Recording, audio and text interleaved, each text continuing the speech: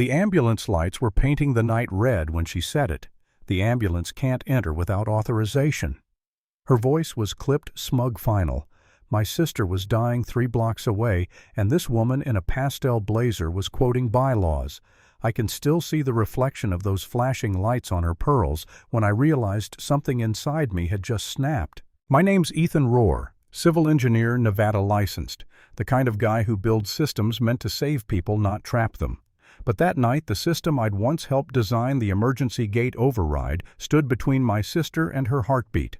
Linda Bracewell, president of the Silver Pines HOA, held her clipboard like it was a badge of power. She said, "Policy is policy, Mr. Rohr. You can file an appeal after the emergency." An appeal, while my sister was in cardiac arrest. The paramedics yelled from their truck window, desperate. Linda didn't flinch. She adjusted her earring and told the guard, "Paulie, no clearance, no entry."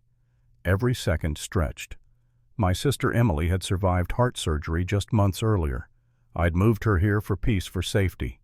But I was staring at a gate that wouldn't move, and a woman who thought control was more important than a pulse. I slammed my truck door, walked right up to the panel, and said, "You think your bylaws outrank a heartbeat?" She blinked, surprised. I pulled open the override box one she'd had replaced illegally and smiled cold. "Funny thing," I told her, "I helped design this model." The confidence drained from her face. Sparks flew as I hit the manual release. The gate jerked, groaned, stuck halfway open. The ambulance driver hit the siren, a desperate scream against metal arrogance. The gate crawled another few inches, enough for the ambulance to scrape through paint, tearing off the mirrors. They saved Emily, but just barely. The doctor told me 5 more minutes and I'd be planning a funeral. 5 minutes. That number burned into me. The next morning, still in the hospital parking lot, my phone buzzed. An email from the HOA. Violation notice, unauthorized override of community system. Fine $1,000. At the bottom, neat and digital, Linda Bracewell's signature. "We sympathize with your emergency," it said, "but rules exist for a reason." That was the moment my anger stopped being heat and turned into precision. I went home and opened the HOA bylaws. I found clause after clause referencing city codes that hadn't existed for a decade. They'd copied outdated ordinances, made them law, and built their little empire on ignorance. But what hit harder was this: the new gate system wasn't even on file with the county. No permit, no inspection, and the contractor, Bracewell Access Solutions, her brother's company. I wrote Linda a formal request for access logs that night, quoting Nevada's transparency statute word for word. The next morning, every one of my company trucks parked in my driveway had bright orange violation tags slapped across the windshield. Unauthorized commercial vehicles. Cute. She wanted to break me through paperwork. She didn't realize bureaucracy is my second language. A week passed. Neighbors started avoiding me. Paulie wasn't at the booth anymore, just some stiff new guy who refused to make eye contact. One night I sat on my porch staring at the gate's bent metal under the floodlight, thinking how something built to keep danger out had turned into a wall for power. For a second I wondered if maybe I was the problem. Maybe I should have just followed the rules, sold the house, left. Emily deserved peace, not my crusade. Then Paulie called. His voice was shaky, like someone whispering with a gun to his head. "They told me not to talk to you," he said. "Said it's an internal matter. But you were right, she deleted the footage." Silence. "Then be careful, man. She doesn't play fair." That pulled me right back. I wasn't crazy. I wasn't paranoid. I was right. And if she thought fear would make me fold, she'd picked the wrong guy. I sent a complaint straight to the county infrastructure office. I listed every violation: illegal, replacement blocked emergency vehicle, falsified code references. That night I didn't feel angry. I felt focused, because the next move wasn't about shouting, it was about proof. Days later, Paulie showed up at my construction yard, pale and shaking, holding a flash drive. "This is what she told me to delete," he said. I couldn't do it. The footage played on my screen, Linda standing at the gate clipboard, raised, refusing entry to the ambulance. Every second of it captured in cold, perfect clarity. Negligence had a face now, and a name. I handed it to Inspector Rick Morales at the Clark County office. A no-nonsense guy, sunburned face, coffee breath eyes that didn't blink much.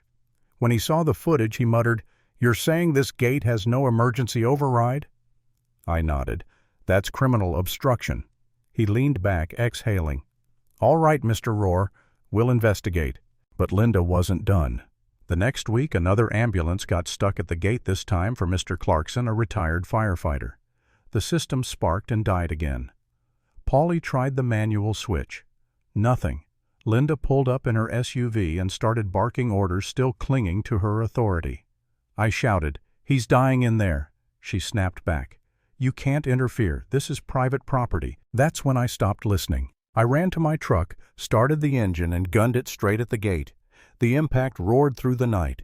Steel screamed, hinges tore, sparks flew. The ambulance lurched forward through the wreckage. Sirens wailed as they vanished down the street. Linda just stood there, frozen, staring at the mangled gate.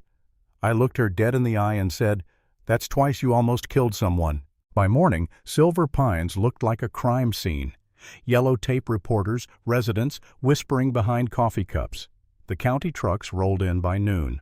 Morales led the inspection, cameras flashing. When they opened the access box, the verdict came fast: no certification, no safety integration, expired license. And the invoice: Bracewell Access Solutions, her brother's company again. Linda marched out, phone pressed to her ear, shouting about harassment. Morales just held up the clipboard. "Ma'am, you're operating an unlicensed security system that blocked emergency response twice.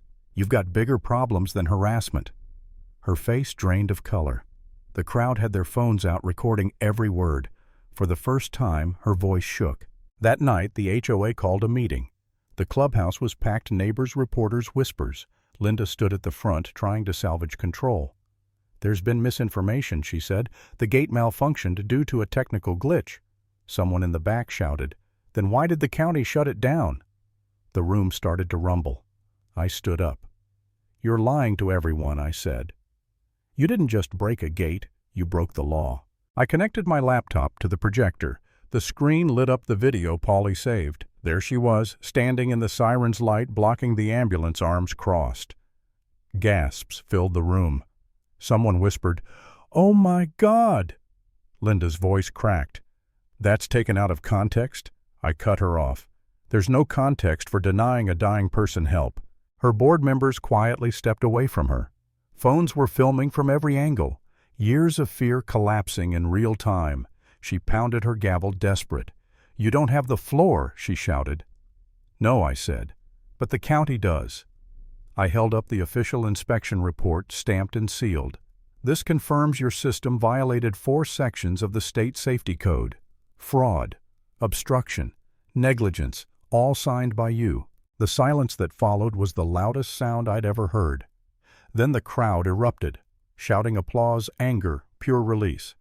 Paulie stood near the back, eyes wet but steady. Morales raised his voice. "Effective immediately. Mrs. Bracewell is suspended pending criminal review. County oversight will replace the HOA board." The words landed like a gavel strike. Linda stumbled back, clutching the podium for balance. Her power, the rules, the fines, the fear gone in one breath. Outside, the dismantled gate lay stacked in pieces under the desert sun. For the first time since moving here, the air felt open, unguarded. The neighbors talked freely now, voices no longer whispering. Even Paulie smiled a little. He said, "Didn't think I'd see this place quiet again." I told him it's the right kind of quiet. When the inspectors left, Morales handed me a final copy of the report. HOA violation confirmed. Board authority suspended. Safety systems under county control. Linda's name stripped from the board. She sold her house a week later, moved out in the dark, no goodbye. The woman who once ruled behind an iron gate couldn't face the people she'd controlled. I didn't feel triumph, just relief. The new gate went up days later, a certified system with emergency override, flawless and fast. I stood there one evening as a fire truck rolled by.